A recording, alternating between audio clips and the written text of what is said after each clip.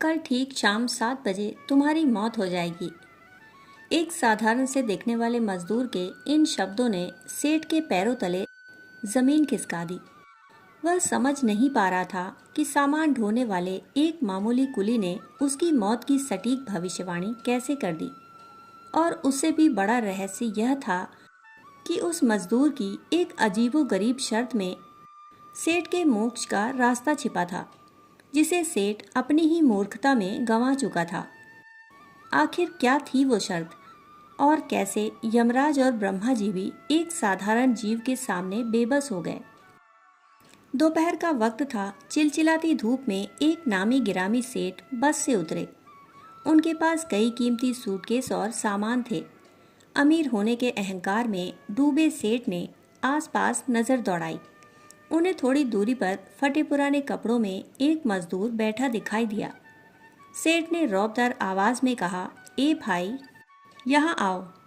अमुक स्थान तक मेरा यह कीमती सामान ले जाना है, कितने पैसे लेगा? मजदूर शांत कदमों से आया। उसकी आंखों में एक अजीब सी चमक और चेहरे पर रहस्यमयी मुस्कान थी। उसने कहा, सेठ जी, पैसे की कोई बात नहीं, आपकी जो मर्जी हो दे देना, लेकिन मेरी एक छोटी सी शर्त है। सेठ ने भौहें सिकोड़कर पूछा, कैसी शर्त? मजदूर बोला, शर्त यह है कि जब मैं सामान लेकर चलूँगा तो रास्ते भर या तो आपको मेरी बात सुननी होगी या मुझे आपकी सुननी होगी। रास्ता चुपचाप नहीं कटेगा। अहंकारी सेठ को गुस्सा आ गया। तू मुझे बात करना सिखाएगा? चल भाग यहाँ से। सेठ ने उसे डांट कर भगा दिया और दूसरे मजदूरों को ढूंढने लगे। परंतु नियति का खेल देखिए, उस दिन बस स्टैंड पर कोई दूसरा मजदूर ही नहीं था। ठीक वैसे ही जैसे त्रेता युग में राम जी के वन गमन के समय गंगा किनारे सिर्फ केवट की ही नाव थी। विवश होकर अपने भारी सामान के कारण सेठ ने उसी मजदूर को दोबारा बुलाया। मजदूर दौड़ता हुआ आया और बोला, सेठ जी, तो शर्त मंजूर है ना? सेठ ने मनी मन सोचा, हाँ कह देता हूँ, रास्ते में अनसुना कर दूंगा, मेरा काम तो निकल जाएगा। सेठ ने स्वार्थ में हाँ कर दी। मजदूर ने भारी सामान अपने सिर पर उठाया और सेठ के साथ चल पड़ा। कुछ दूर चलते ही उसने पूछा, सेठ जी, आप कुछ सुनाओगे या मैं शुरू करूं? सेठ ने बेरुखी से कहा, तू ही सुना। मजदूर खुश हो गया। उसने कहा, जो कुछ मैं बोलूं उसे बहुत ध्यान से सुनना। इसके बाद वह मजदूर पूरे 500 मीटर के रास्ते में जीवन मृत्यु, आत्मा और परमात्मा के गूढ़ रहस्य बोलता गया। वह अनमोल ज्ञान की नदियां बहा रहा था, पर सेठ अपने मोबाइल और अपने व्यापार के ख्यालों में खोया हुआ था। उसने मजदूर की एक भी बात पर कान नहीं दिया। मजदूर ने मकान के बरामदे में सामान रखा। सेठ ने जेब से कुछ पैसे निकालकर उसकी तरफ फेंक दिए। मजदूर ने पैसे रख लिए और सेठ की आंखों में देखते हुए पूछा, सेठ जी, मेरी बात आपने ध्यान से सुनी या नहीं? सेठ ने अट्टहास करते हुए कहा, अरे मूर्ख, मैंने तेरी एक भी बात नहीं सुनी। मुझे तो बस अपना काम निकालना था, सो निकल गया। यह सुनते ही मजदूर का चेहरा गंभीर हो गया।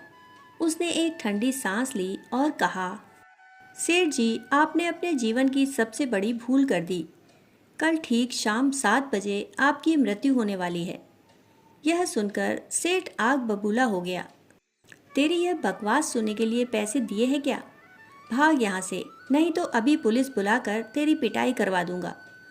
मजदूर विचलित नहीं हुआ। उसने शांत स्वर में कहा, आप मुझे मारो या छोड़ो, पर काल का नियम बदला नहीं जा सकता। कल शाम आपकी मृत्यु तय है। मैं एक दयालु आत्मा हूँ, इसलिए जाते जाते अब भी मेरी आखिरी बात ध्यान से सुन लो।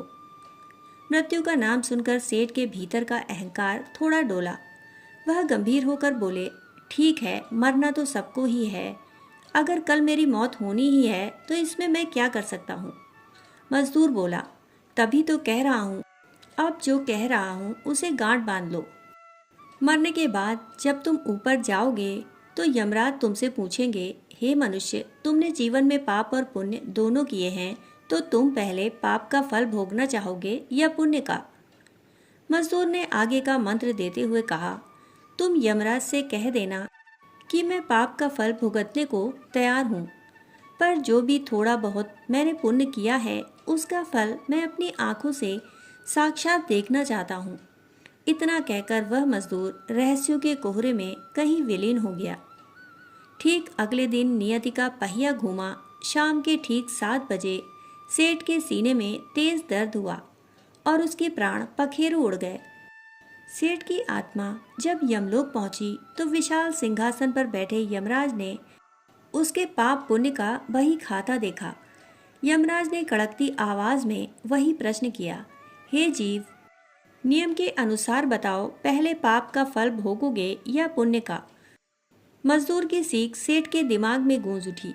उसने हाथ जोड़कर कहा, धर्मराज, मैं अपने पापों का दंड भुगतने के लिए पूरी तरह तैयार हूँ, परंतु मेरे जीवन का जो भी पुण्य है उसका फल मैं पहले अपनी आंखों से देखना चाहता हूँ। यमराज चकित रह गए। उन्होंने कहा, हमारे यहाँ ऐसी कोई व्यवस्था नहीं है। यहाँ तो दोनों के फल बारी बारी से चुपचाप भुगतवाए जाते हैं, दिखाने का नियम नहीं है। सेठ अड़ गया, जब नियम नहीं था तो मुझसे पूछा क्यों? और अगर पूछा है तो मेरी इच्छा पूरी करो।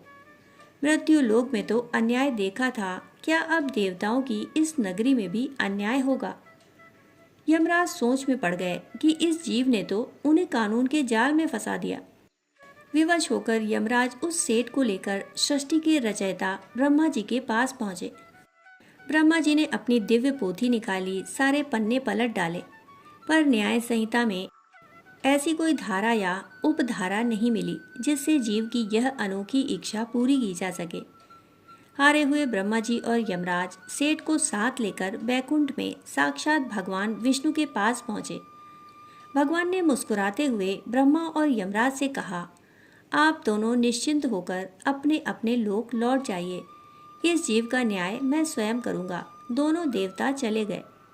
अब बैकुंठ में सिर्फ भगवान और वह सेठ थे।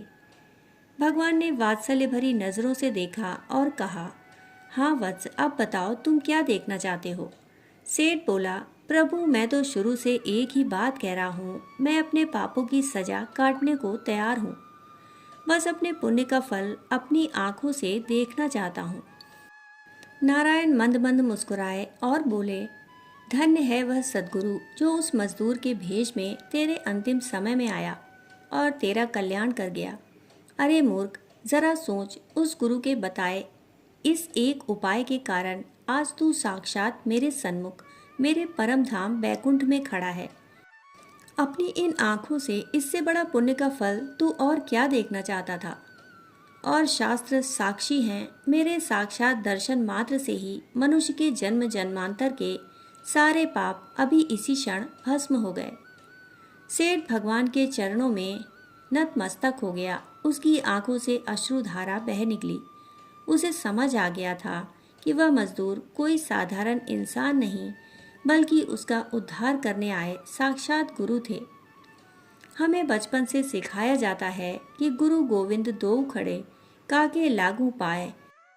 गुरुजनों और ज्ञानी लोगों की बातों को कभी भी अनसुना या हल्के में नहीं लेना चाहिए।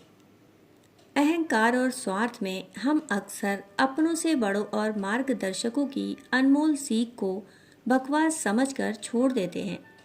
पता नहीं नियति किस रूप में आकर हमें कोई ऐसी बात सिखा जाए जो हमारे इस लोक और परलोक दोनों काम आए। दोस्तों, कहानी सुनने के लिए आप सभी का बहुत बहुत आभार। फिर मिलते हैं एक और नए प्रसंग के साथ। तब तक के लिए धन्यवाद।